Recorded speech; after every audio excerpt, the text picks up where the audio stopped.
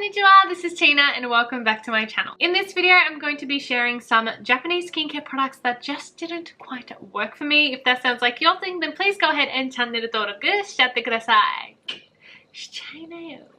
So this video is going to be a quick one. I only have 3 products with me today and they are all Japanese skincare products that I just didn't really reach for. I did not personally use up and I opted to use other products over these ones. So simply said, I just didn't really like them. I have done videos like this in the past with Western skincare products as well as Korean skincare products. So if you are interested, please go and check those out as well. Let's get right into it, shall we? So the first product is the Chifure Skin Lotion in Shittori or medium moisture. So I have mentioned this in the past, but just a little FYI, lotion on Japanese skincare products mean toner. Whenever it says lotion, it actually means toner. So this is a toner product. And I don't think I've ever talked about Chifure on my channel before, but they are a brand that's been around for a really long time. They're from the 60s, so they're quite an old school brand and they have a really wide range of both skincare and makeup and is a pretty affordable drugstore brand in Japan. I had never tried their skincare in the past, so I remember when I was in Japan last, I just kind of grabbed one because I was like, oh yeah, why not try it out? I've never tried Chifure before.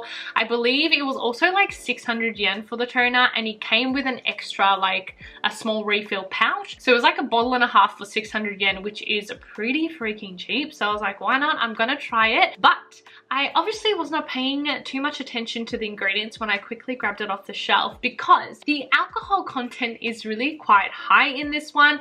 It says a lot of the ingredients with the percentages and usually alcohol does not affect my skin that much, but it is 4% ethanol in this product and you can definitely smell it too. You can smell the alcohol scent in there. As I mentioned, alcohol usually doesn't do a number on my skin, but since the percentage is quite high and it is ethanol alcohol, I felt like it was just a little too tight on the skin when I used it. I didn't feel like it was very moisturizing, even though it is supposed to be a moisturizing, hydrating toner. After looking at their site, I actually saw that they have 9 different types of toners. This is one of the core lines. So they have kind of the core main toner line and it has a lightweight one, medium moisture, and then a high moisture.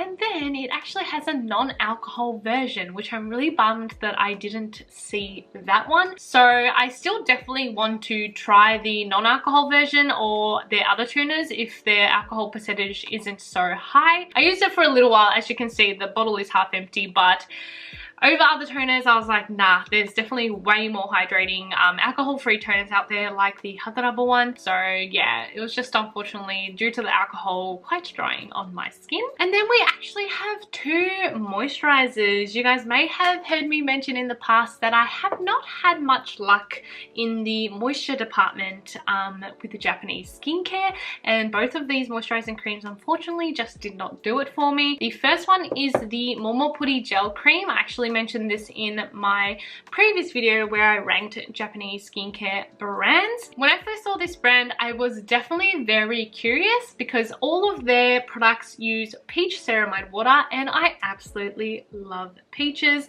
I love peach flavored things. I love peach like smelling things, and the packaging was also super cute. They're like very round and pink and peachy. Like the toner bottles are super cute as well. So I was like, gotta try it. I feel like it's something I would like. But unfortunately, I did not. It is pretty much empty, but Logan was actually the one who used most of it. He needed a moisturizer, so I was like, yeah, you can try this out while I use it too. And yeah, we can totally use it together. And I just never reached for it. Like it stayed on his side of the sink and I chose other moisturizers over using this one, and I can only say I used it a handful of times. I just did not reach for it. It wasn't my thing. The thing about this moisturizer was that it was very hard to determine whether it was lightweight or heavy. The texture is really lightweight since it is a gel cream and it glides across the skin very like easily and it seems very lightweight, but I feel like it just kind of stays on the skin. It stays very sticky and it leaves your skin with kind of like a glossy look, but not in a good way. It just felt like it kind of sat there and was sticky, and so it seemed quite heavy for a daytime, but the texture was lightweight, and it was just very hard to determine when and where to use this moisturizer. But the smell is so nice. It smells like sweet peaches, but it is quite a strong fragrance. So if you're sensitive to fragrance, you might find it a bother because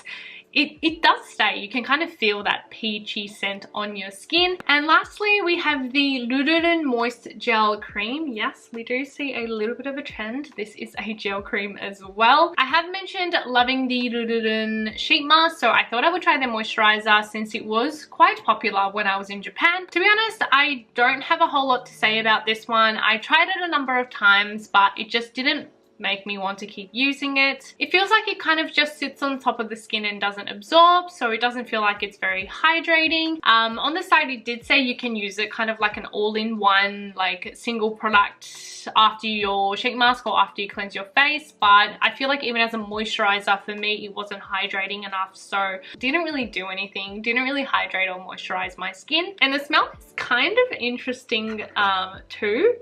They said it's supposed to be a citrus lavender scent, which I don't really know what that means. I'm also not a really big fan of lavender, so to me it's kind of like, yes, not my fave scent. So this one was a bit of a dud. I won't be using it on my face anymore. It's been a while since I bought it too, so it's probably well past due. But yeah, they are the 3 products today that I just didn't quite get behind.